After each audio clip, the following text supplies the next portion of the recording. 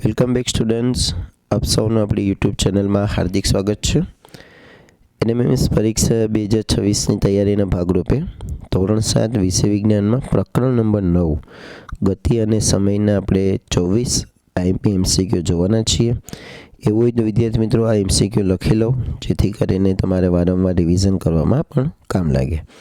પહેલો પ્રશ્ન છે, ઝૂલતા પારણાની ગતિ ખાલી જગ્યા પ્રકારની છે, તો કે આંદોલિત ગતિ।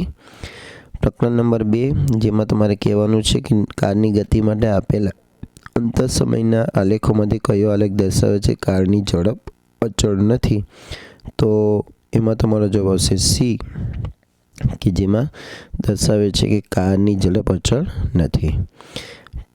પ્રશ્ન નંબર 3 છે, એમાં જવાબ આવશે વાહન એ।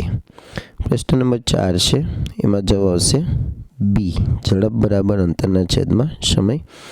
એના પછી પ્રશ્ન નંબર 5, ઝડપનો મૂળભૂત એકમ, તો ઝડપનો મૂળભૂત એકમ શું છે? મીટર પ્રતિ સેકન્ડ। પ્રશ્ન નંબર 6 ની અંદર તમારો જવાબ આવશે બી, 25 કિલોમીટર।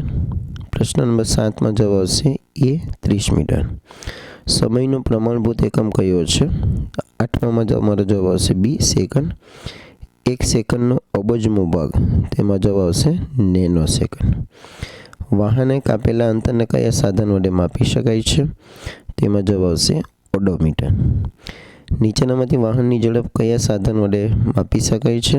તેમાં આવશે સ્પીડોમીટર। એના પછી પ્રશ્ન નંબર 12 છે, તો 12માની અંદર તમારો જવાબ આવશે સી, 60 કિલોમીટર પ્રતિ કલાક। પ્રશ્ન નંબર 13 છે, 13માની અંદર તમારો જવાબ આવશે એ, એમાં પણ 60 કિલોમીટર પ્રતિ કલાક।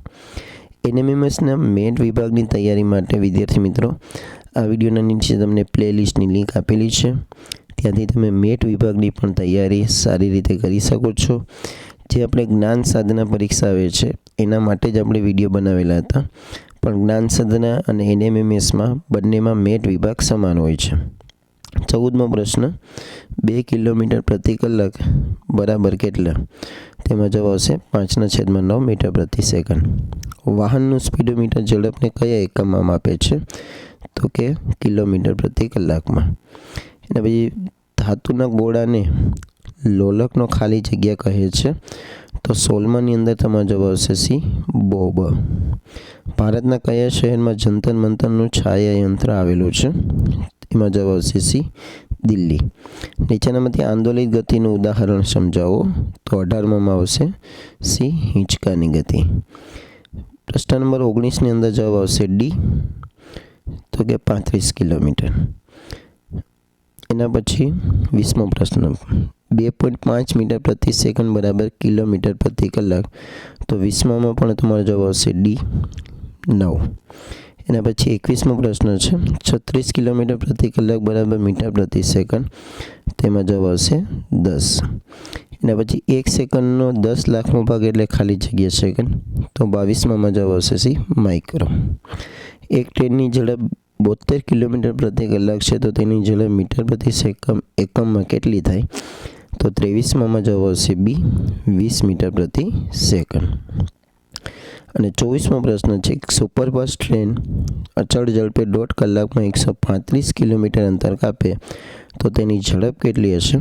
તેમાં જવાબ આવશે ડી, મીટર પ્રતિ કલાક।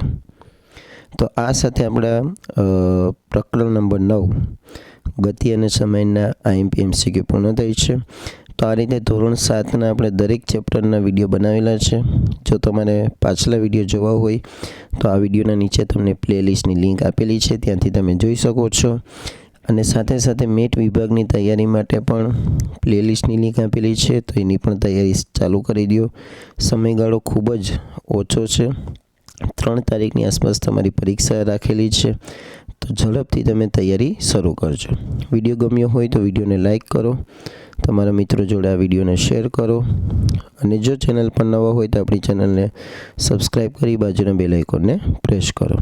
Thank you very much.